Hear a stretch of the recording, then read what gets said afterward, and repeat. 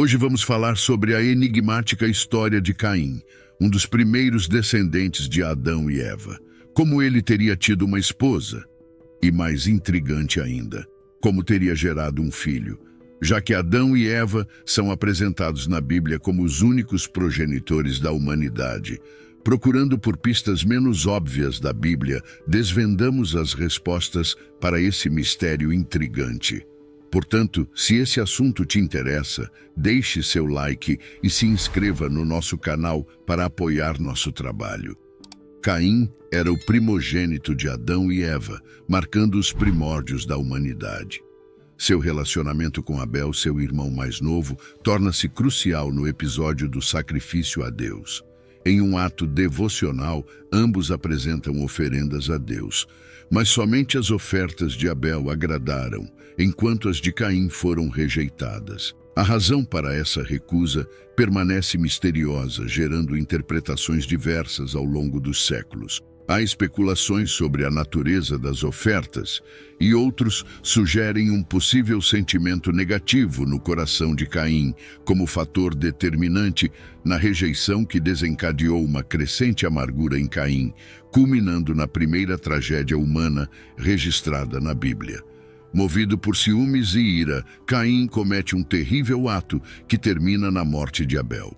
Este evento, além de ser a primeira manifestação da fraqueza humana e da gravidade do pecado que repercute ao longo da história, deixando uma marca permanente na narrativa bíblica como um alerta sobre as consequências das escolhas humanas. Deus responde a Caim com um castigo severo. A ira divina se manifesta ao amaldiçoar Caim e marcá-lo, tornando-se um sinal visível de sua transgressão. Embora essa marca não seja claramente definida na Bíblia, simboliza a separação e a carga do pecado que Caim carregaria consigo. O castigo de Deus não se restringe à maldição física, mas se estende às consequências psicológicas e emocionais. Caim é condenado a vagar como um andarilho na solidão, afastando-se da presença divina. Esse exílio o deixa à mercê de sua própria consciência, carregando o peso de sua escolha. A solidão de Caim, agora distante de Deus e do convívio humano, reflete a profundidade da separação causada pelo pecado. O andarilho solitário torna-se um símbolo da alienação espiritual e emocional, uma consequência direta de suas ações.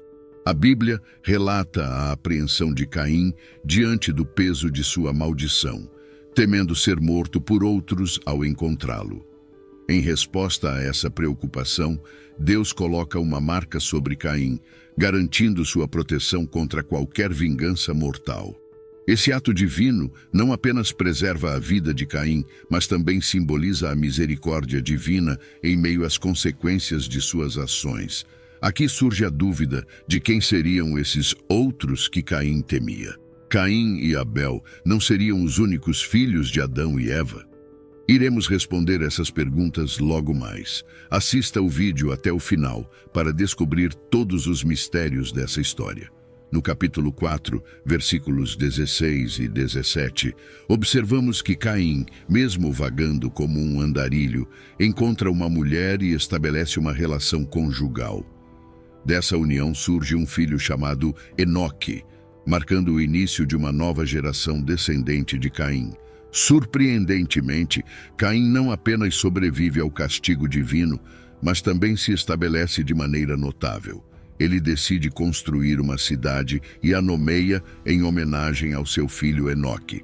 A cidade torna-se um testemunho de superação e da capacidade humana de criar seu próprio caminho, mesmo diante das marcas do passado.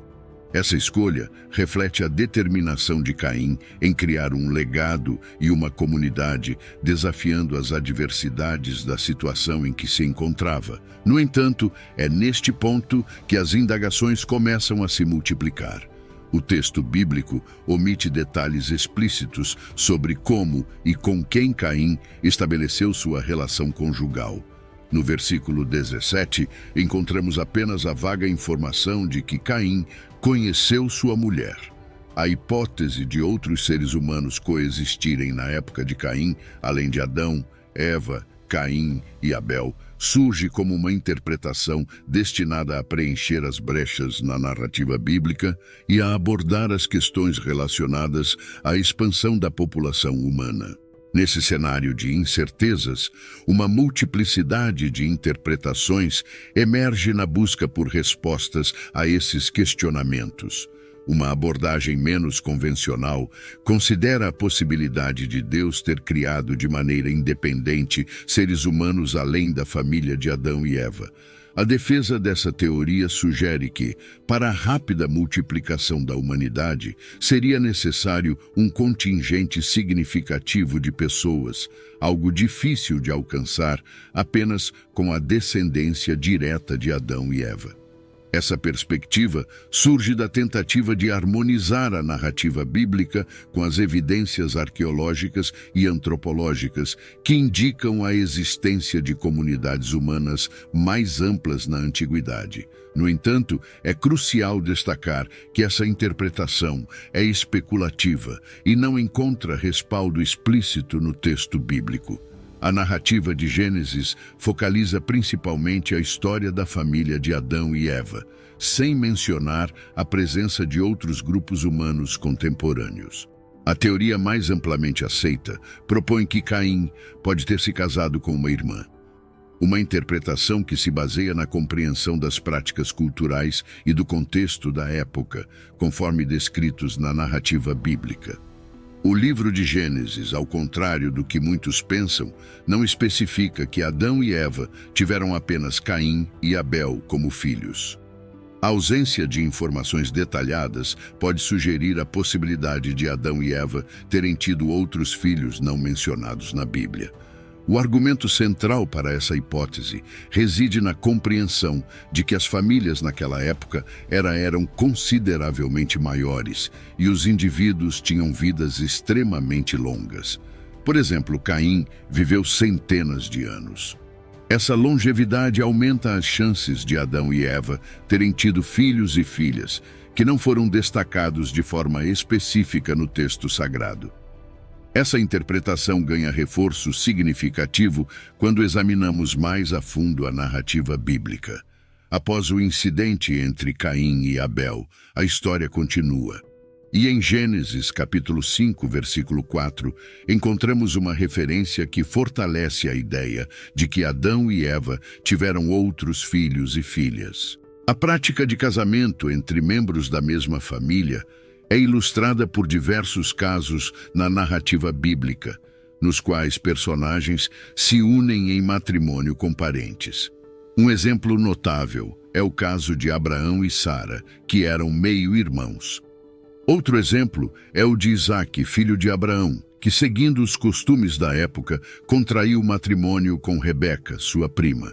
Essa união não apenas reflete uma aceitação cultural, mas também recebe a bênção divina. O relato bíblico em Gênesis, no capítulo 24, descreve Abraão preocupado em encontrar uma esposa adequada para seu filho Isaque. Ele envia seu servo a Padã-Arã para buscar uma esposa entre seus parentes. O servo encontra Rebeca, parente de Isaque, junto ao poço, e ela acaba sendo escolhida para ser a esposa de Isaque. Essa história ilustra não apenas a prática cultural do casamento entre parentes naquela época, mas também destaca a importância atribuída à continuidade da linhagem familiar. Além disso, a narrativa sugere a crença na orientação divina nesses arranjos matrimoniais, evidenciada pela forma como a escolha de Rebeca foi entendida como providencial. Outro exemplo clássico de casamento entre membros da mesma família ocorre após o dilúvio. De acordo com a Bíblia, após a grande inundação, Noé e sua família, seus filhos Sem, Cam e Jafé, foram incumbidos de repovoar a terra. Dada a escassez populacional após o dilúvio, os filhos de Noé não tiveram outra opção senão casar-se entre si ou até mesmo com suas próprias irmãs, para cumprir o mandato divino de multiplicar-se e povoar a terra novamente. A Bíblia, em Gênesis capítulo 9, destaca a responsabilidade de Noé e sua família, de repovoar a terra e de restabelecer a humanidade, cumprindo o propósito divino, o que justificaria tais uniões dentro da perspectiva daquela época. Esses exemplos enfatizam como, em diferentes estágios da história bíblica, o casamento entre membros da mesma família era considerado aceitável e até mesmo necessário para a continuidade da linhagem humana após eventos extraordinários. É intrigante observar que as leis contra o casamento entre parentes, como as estabelecidas na lei mosaica, surgiram consideravelmente mais tarde, aproximadamente 2.500 anos após a criação de Adão e Eva, marcando um ponto significativo na evolução das práticas matrimoniais. Essas leis foram promulgadas como parte da aliança com Moisés, refletindo a necessidade emergente de regulamentações à medida que a humanidade se multiplicava. A proibição do incesto, delineada nas leis dadas a Moisés, pode ser compreendida como um ato divino, destinado a proteger a humanidade e prevenir possíveis consequências negativas decorrentes do casamento entre parentes. À medida que as populações cresciam e se diversificavam, a introdução dessas leis visava preservar a saúde genética e evitar riscos associados à endogamia. A regulamentação divina contra o casamento entre parentes, como descrita nas leis mosaicas, encontra seu desdobramento no livro de Levítico. Essas proibições, minuciosamente delineadas no capítulo 18, abrangem uma gama abrangente de relações familiares, incluindo instruções específicas contra relações sexuais com mãe, pai, irmãos e irmãs, tios, tias, sobrinhos, sobrinhas e outros parentes próximos. O livro de Levítico, parte integrante das Escrituras, representa uma extensão prática da aliança estabelecida com Moisés, evidenciando a atenção divina aos detalhes na regulamentação das relações familiares. Vale lembrar que as interpretações estão sujeitas a variações significativas e são frequentemente debatidas entre diferentes tradições religiosas e grupos teológicos. No entanto, é ainda mais importante destacar que, independentemente das divergências interpretativas, existe a perspectiva de que não devemos questionar ou duvidar de Deus. O respeito pela tradição e a submissão à vontade divina prevalecem como princípios fundamentais, sustentando a convicção de que a verdadeira compreensão reside na aceitação da palavra de Deus.